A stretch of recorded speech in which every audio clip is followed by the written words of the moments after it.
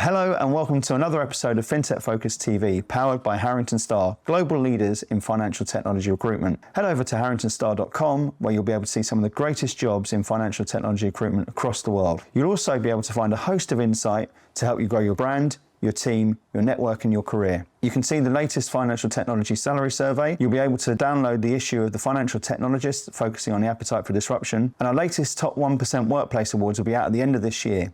If you work for a company that's a great place to work in financial technology, we want to hear from you. Enjoy the show, and I'll see you soon.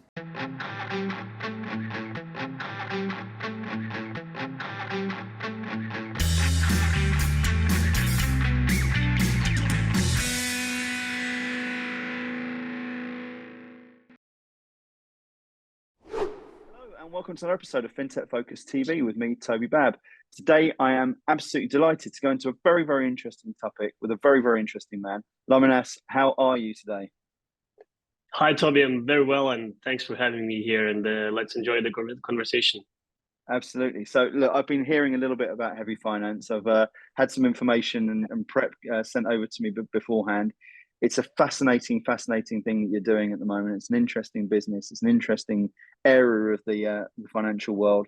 And I guess you sort of collide with two different sectors at the same sort of time. So we've got a lot to excite and enthrall our viewers with today. But before we get into all of the meat and drink of everything, tell us a little bit about yourself, your background, and the background of the company at the same time. Yeah, absolutely. So today we're going to entertain your community with very different topics, which is not very common for us people living in cities. So yeah, we're going to briefly touch the FinTech, then agriculture, then environment, and this doesn't come as an easy topics for people, but let's try to make it as simple as possible. And me myself, I'm a FinTech entrepreneur for many years. Launched and sold companies. So now I'm with a company called HeavyFinance, and we purely focus on agriculture from FinTech or finance perspective. And what we try to do is, with the help of finance, we really want to push European farmers towards what we call regenerative farming, meaning that agriculture changed quite a lot. And now, instead of being a polluters, farmers can actually be a sequesters of carbon, and everything what we do, all the FinTech, all the finance is dedicated towards the change of the practices. So that's us, HeavyFinance, and we currently operate in 5 different markets. Most of our operations are in Central Eastern Europe, and it's funny, when we choose which countries to operate, we follow the soil. That's what's important for us. So that's why we're in this region where we have dark, nice soil, which happens to be an amazing pool to sequester carbon. So it's an interesting sort of journey, as you say. I love that follow the soil as well. That's going to be something that sticks with me for a while. But talk to me about that. Look, as you said, you've been a sort of serial entrepreneur in various different parts, but beforehand. This is an area I know that people have been interested in, but agriculture and finance isn't a classic sort of marriage that we've seen over the years. Tell me about what it is that sort of makes this space a good investment option. What's exciting about it, and why you popular? What led you to that? Yeah, first of all, see it from the if you would see it from let's say typical startup industry or from finance perspective.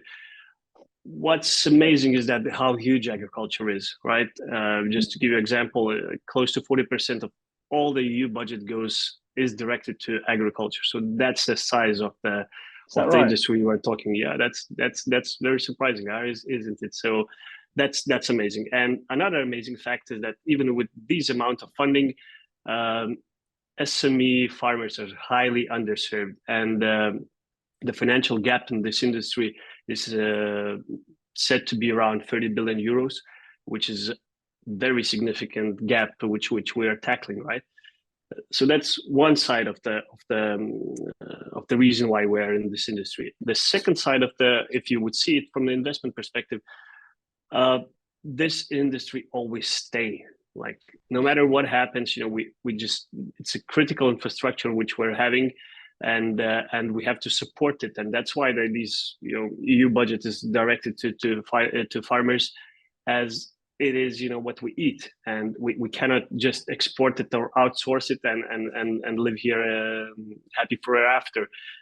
Just look what happened in Ukraine, where we have a Russian attack, and a lot of our food got into a huge problem. So that's when we want to avoid, and that's why it will always stay in UK or EU, and this is the industry which on a long term is very, very safe in terms of investment. So that attracted my eyes, and that's why we entered the industry.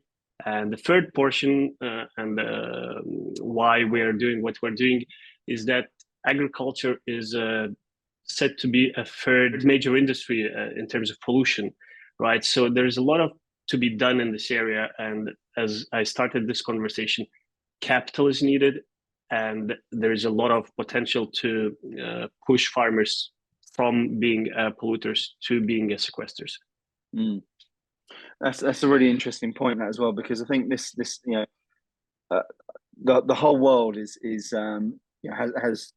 sustainability on the tip of its tongue. It's an area there which is incredibly important, for our generation, for the next generation, and generations that follow after that as well. I think finance has gone after that, recognized its importance, recognized the significance of it, but also at the same sort of time, I think there's been an element there of almost a commercial nature to it. So when we look at ESG in finance, when we look at sustainability in finance, I think people will look at it, and I think there's always been a bit of a question mark around the authenticity of sustainability within the financial services marketplace, and it almost sort of dirties the water, doesn't it, when it comes into a commercial aspect, when it comes into a financial area. So people look at it, they nod, and then they'll think, well, what's the real reason behind it? There's an element of suspicion that comes behind all of that as well, and that sort of ties into greenwashing and everything that comes after that too. Tell me how that's avoidable. Tell me why it's avoidable, and tell why it's I guess not fair at the same sort of time. Look, the way I see it, right? So when we mention the word ESG, we have three different things in one, right? We have environment, we have social, and we have governance. So I totally agree. There's a lot of job to be done on a governance level, on a social level, but everyone agrees now that environment, the letter E, is the most important now, and we have to make action now. Otherwise, it's going to be too late to solve the social and governance issues, right? So when we speak about finance and sustainability, I want people to focus on environment, and I see many good things happen there. And truth to be said, look what's happening now in the energy industry, right? We are seeing a significant change in that area, and this is amazing news for us. But look, what was important there, it's the finance element and all the change, right? We had the solar panels before, but there was no significant push there. So of course, technology is important, right? The change of technology, the efficiency of the technology, but the tool to actually achieve that was a finance. And now when we speak, if getting back to agriculture, again, the change can be done, the technology is there, but we need to use the tool of the finance. So what I'm saying here is that global warming can be tackled as long as you make people think about it, and if you find the ways to make it profitable. Of course, everyone has to, let's say, unite their forces, and the impact can be done, but there are always going to be bad actors in any industry, in any change everywhere. But now is the time to focus on what's good happening, what's the potential there, instead of focusing on a bad person and claiming that all the movement which we did here or all the traction we did is ruined by this one bad actor. So now is the time to actually focus, unite, and just solve it. We're super smart beings, and we can solve it. It's just that we need to act. Yeah, I love that, and I think it's so true. You know, when you said it, it was like a penny drop moment for me there, because I think, look, particularly if you look at I think the British by nature, and if you look at the British press in particular, you're always going to look at for the headline, which is the negative, right? So, oh yeah, there's a natural sort of suspicion and lack of credibility about people who are looking at this as an issue. But you're absolutely right. If you look at this now and say, look, this is an opportunity, and this is a necessity as much as anything else, and you look for the good in all of this, there's an awful lot of positivity around why this is happening, where it's going. And look, I think that there is a commercial aspect to it, right? You're talking about something there which I think you highlighted when you were talking about agriculture, and you put some of the numbers and percentages at the start of this conversation up there. And you talked about not, in a separate sort of nature, the sustainability of it as a product, in terms of it continuing to be a necessity. Look, we've been using agriculture for many years, and I think we're going to be using agriculture for many years to follow, right? And there's a massive opportunity within that, and some some comfort around that from an investment perspective, because there's a lot of volatility in other areas. Absolutely. The farmers are definitely not the best financial planners, right? And they experience problems in their payments. But if you would check any statistics around farming industry, there's pretty hard to lose money in that industry. As on a long-term perspective, they always pay back, right? And it doesn't matter from where, right? Is it from subsidies of the government or their internal cash? But this industry just is very, very agnostic to what's happening in financial world and so on, right? They depend on sun, they depend on the demand, but the demand is growing. So there's a lot of background to say that this is the industry which is there, and it's going to be there for many years to come. So yeah, that's my approach on that industry. I love it. I love the people. They're hardworking, and they are the ones who are delivering food on our table. So, put it simple, as we say, put your money where your mouth is. Yeah, quite right. You just mentioned beforehand that this is on your journey into this, that you've done various other bits and pieces before, and you mentioned how much you love this sector and you moved into it. Is there a history with you, particularly around this particular piece? Is it something you moved into? Because I can see, I speak to people, as I say, all the time on this show every single week, and you can see people there who've got who are doing a job, and you can see people who are living a purpose. And I can see from the way you talk and you're passionate about it, and even the way you're holding yourself with it, this is something you're very, very passionate about, and you've got a purpose which you're doing. Tell me about how it evolved for you as an individual to sort of move into this sector from what you've been doing previously.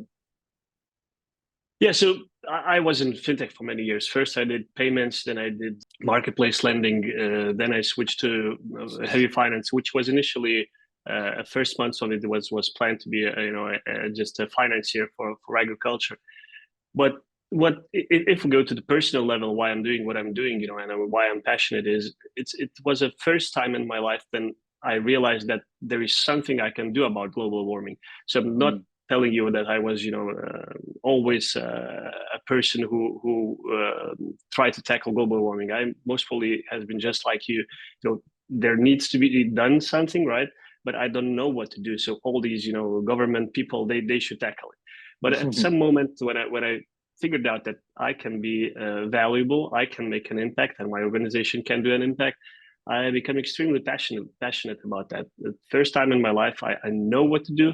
I understand how to measure it, and I understand that with my experience and help of finance, I can do the extreme impact and push farmers from being polluters to being sequesters. And if we remind ourselves that it's a third major polluting industry and I can do an impact, then I'm happy to be very excited each morning and night. I love that, and it's so good to see people who are doing that as well, and tying in the whole journey with something which they can be passionate about and where they can go with it. There's another area which I've been talking to, I've come back from holiday. I've been doing a number of different episodes of FinTech Focus over the last couple of days to catch up with various different people. And I've been having lots of interesting conversations. And an interesting conversation that sort of ties in throughout all of them is the area where it comes into regulation, which might not be necessarily be the sexiest part of the financial services space, but it's a universal piece across every single area. And I think the EU, we've talked about this beforehand, traditionally faces difficulties in defining sustainable investment and leading to some uncertainty about regulation. And when I've had a conversation earlier on with the digital asset space that's been very heavily hit by a lack of clarity around regulation and such like. When we're into this difficulty and challenge around it with sustainable investment and people looking for clarity and certainty and regulation in where they're putting their money and where they're investing, what steps do we need to look at to make this an area which isn't just a tick box, which isn't just a nice to have, which isn't just something there which gets people to be able to say they've been putting stuff into saving the planet and saving the world, but actually where it becomes something where they're saying that there is commercial sense in delivering around this that makes it easy for people to do it. What steps need to be taken to allow that to happen? So let's try to split a little bit your question into two parts, right? So first is regulation, and I'm a huge fan of regulation, right? It's a sorry for the words, pain in the ass, right? But that gives you a common ground to play your game, right? That's how you eliminate the bad actors. And I know that EU is specifically hard in terms of regulation, right? There's so many specific rules, directions, and so on. But that's your playground, right? So you either understand it or not. So that's one question. The other question: what do we do with the regulation regarding sustainability, right? So we like it or not, the wave of sustainability is just starting, but we have to ride very quick to achieve the goals which we have on the table. So I expect a lot of mess in this area, right? And it's very natural. And the regulators jump and they have to do something quick. Then you have a lot of strange rules, but that's the way it is, and we have to deal with it and navigate through it. So don't expect nothing easy here, but what I'm expecting here is extreme wave of the push from the governments, from regulators to go for tools which help the environment. And I'm super happy for it. Of course, as we business people do mistakes, the governments will do mistakes, but it's already agreed that we have to go there. And how to avoid it? There is no way to avoid it. There's going to be a mess, and for that we need a dialogue, right? Then businesses have to talk with the governments, entrepreneurs have to talk, give feedback to the government, and most probably they will be quick to react because the problem is big, and they're onto it just like us. What I feel when talking with the different regulators, being a European Investment Fund, or not the regulators, but the organizations who deal with a lot of capital, European Investment Fund, the European Central Bank, they all have one single thing on an agenda, is environment, which is super important, and they are being followed then by banks, by traditional financiers, by other super large corporates, and there's a lot of mess there.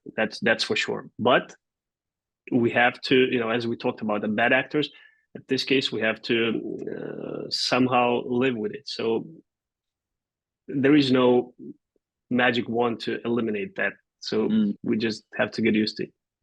I find it really refreshing talking to you because I love the whole idea of where we were speaking before. But even that piece there about the regulators is I think there is so much wasted energy in battling this sort of stuff and complaining about these sort of things. And look, as you said before, governments will make mistakes. We know that. going back to that sort of British psyche, everyone loves to complain about the government and what they would do better, and not everyone's there what's going to do better, because it's whoever it is, you're going to end up alienating half the country in what your decision is anyway, right? But what we're talking about here is about going through and recognizing that this is a all of us problem. This is something there where businesses can consult with all of that, and they recognize the need for regulation within that space. So how can we help each other get to the solution? And but my thoughts on politics have always been very much the same, that there's a lot of squabbling about things that could probably be solved a lot easier if people got around the table and actually sort of supported each other to get to the right solution. And I think the same sort of thing comes in here when you're talking about regulation, and on a subject that is incredibly important to creating a future for all of us that's going to be that much better as well.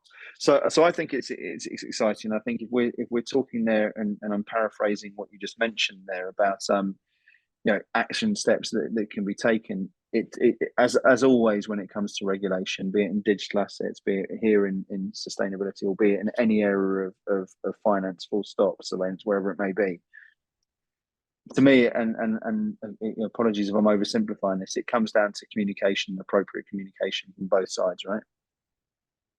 I believe simplifying things are good, and that's well, it should be simple, and especially when we speak about the topic where 99% of the scientists agree that we have a problem, then it has to be simple. So, we have to, if you have something out to solve or do your part in solving the huge problem, then do it. Don't complain that that 1% of the scientists could be actually right. No, man, it's done. Like 99% agrees that we're in problem. So let's stop the discussion. Let's not waste and do the job. And as I mentioned before, the governments already agreed. All the Paris meetings they held, all the decisions they done, the world agreed. So now it's on, and business will feel the pressure. It's incoming by such a large scale that there is no way to avoid. You either complain or you adjust, and hopefully that environmental goals will not jeopardize your profits. So it's time to think now how the environmental goals, where the world agreed, will not jeopardize my profits.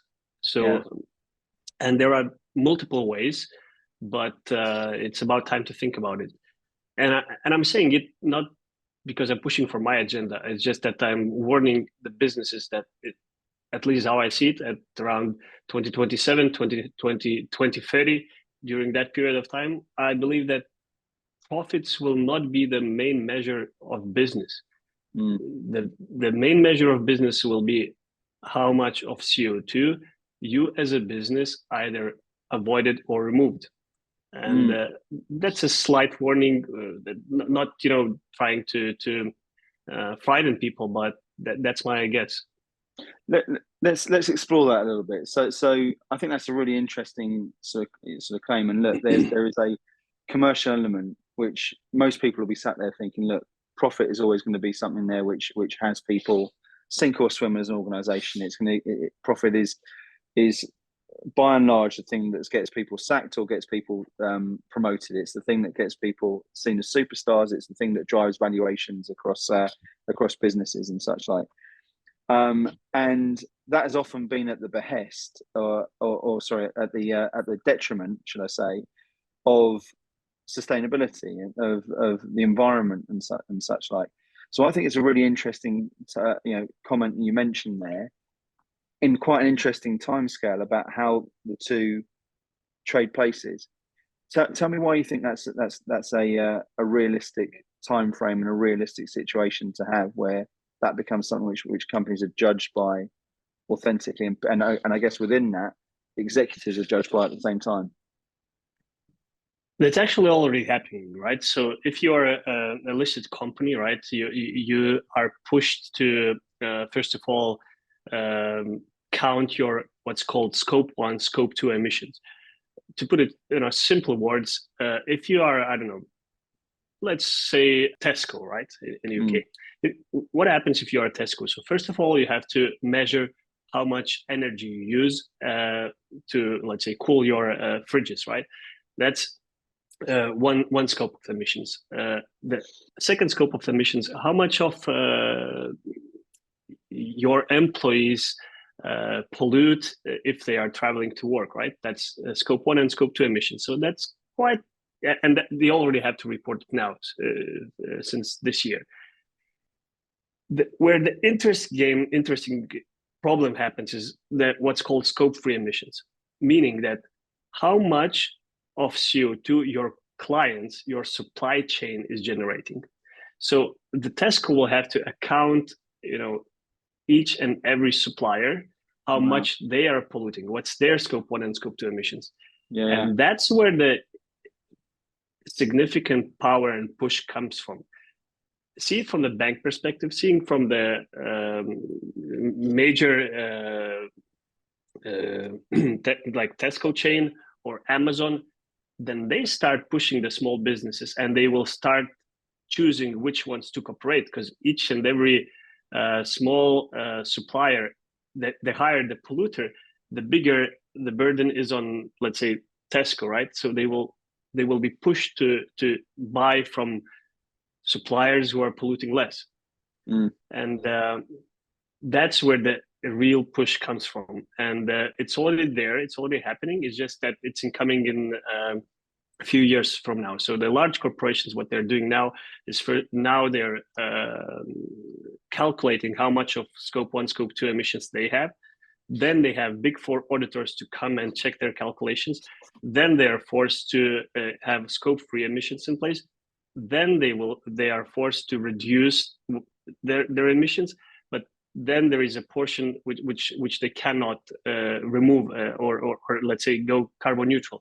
And if you hear on the news, and I'm sure it was mentioned on your channel as well, there are so many organizations who said we're going to be carbon neutral by 2030. That's how much job you have to do, and that will really impact each and every small business, each and every small supplier to take CO2 into consideration. So that's exactly what I'm saying, that at some point businesses will realize and they will have to prioritize CO2 instead of profits. Otherwise, they will go out of business at all. God, it's fascinating, isn't it? It's such a bigger, as soon as you peel back the first layer of it, you see the scale and size of everything around it. It's very, very interesting stuff you're talking about. I want to circle back to HeavyFinance itself and you and the solution and how you play into this. So talk to me a little bit about the vision for the future of the business. What's where you sit and how you're helping and what you see as the as I guess the sort of purpose of the business and where it heads. I know you gave us the sort of synopsis at the start, but I'm really interested to see is where you see this going and where it takes it and what that means for for the company and the people who you work with at the same time as well.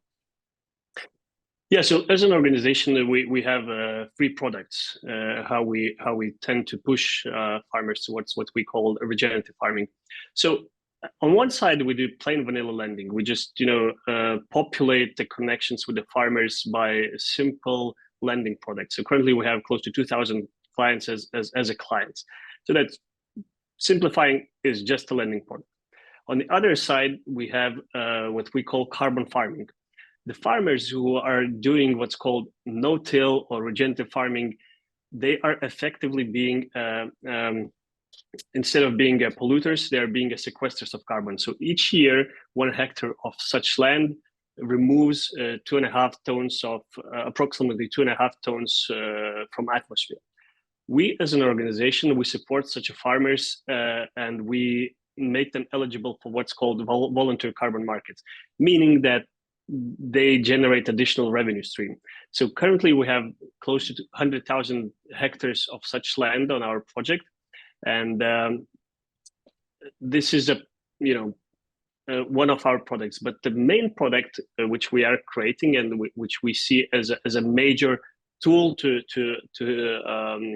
help corporations solve their neutrality targets and farmers switching is what we call green loans. So I just showed you one product, lending, another product, carbon farming, and the green loans is where these two combine. And if we get to the mechanics or simplify everything what I just said, green loan product is if the farmer is willing to become from the polluter, a sequester of carbon, he needs to buy specific tools, specific heavy equipment. So in such a case, we as an organization facilitate the loan that the farmer receives a loan of 0% interest rate. Then the farmer receives this 0% interest rate. He switches his practices. He becomes eligible for what's called voluntary carbon markets, and he starts receiving carbon credits. So there's additional layer. We just talked about the corporations, having their carbon footprint, which they want to remove. Then what happens is that we, as a marketplace, we create a situation where let's say your Tesco can provide 0% interest to the farmer, and farmer switches its practices, it becomes a sequester. Then Tesco is receiving these carbon credits, which they can use to offset their emissions. I know that's a lot I just put on the plate, but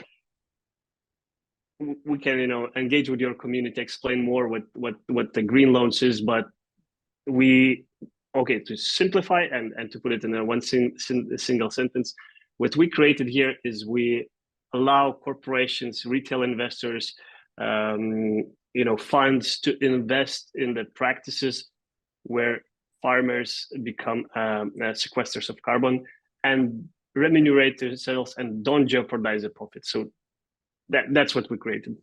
And it's a creation that where everyone wins, right? There is a no lose scenario, and that's the case. It's a fascinating and when you go through there and you talk about it and you give it that sort of simple piece at the end, it's brilliantly simple. It's brilliant genius, and it's a very, very exciting thing to be involved in, and you can see exactly how important it is to the future of finance, but also the future of the planet, which is an amazing place to be, isn't it? Yeah, exactly. You asked me a question why I'm so excited. That's exactly the reason. Everyone wins, and it's about right time to start winning. Well, there we go. But speaking of which, I know you've got a tennis game to get to, and some winning. I'm assuming you're going to get into that. You've got to tell me if you do get the W at the end of this as well. Laimonas, it's been an absolute pleasure having you on the show. How can people get in touch with you? I know, as you say, look, there'll be people there who want to find out a little bit more about green loans, about the company, about everything that we've been speaking about today. Because I do think, the more and more I speak to people in the space, the more and more it comes up every single day as a conversation piece. I was speaking to an investor in financial services, and they talked about 3 generational opportunities, which was cloud, digital assets, and ESG. I think there is a buzz here which makes it one of the biggest areas that people want to talk about at the moment. So if people want to reach out and find out a little bit more about yourself and the company, what's the best way for them to reach you? Always LinkedIn, Laimonas Noreika. That's where I'm active, and of course visit HeavyFinance. Talk to our team. We are very happy to support. We are highly enthusiastic, and it's time to act now. So we are ready to. We're open for any business, and please contact us. Good man. Listen, it's been an absolute pleasure today. Enjoy the game later on, and loved having you on the show. Thanks so much for sharing and such an interesting part of it as well. I've had, as I say, 3 episodes today. I started on digital assets. I moved on to wealth tech, and now I finished in an area which I find absolutely fascinating. So it's been another day of education for me, and an absolute pleasure talking to you on the show. So thanks very much, and good luck tonight. Toby, many thanks for having me here, and I hope your community will enjoy it. I'm sure they will. It's been an absolute pleasure. Thanks for joining us, and thank you all for watching. We will see you soon on another episode of FinTech Focus TV. Thanks a lot.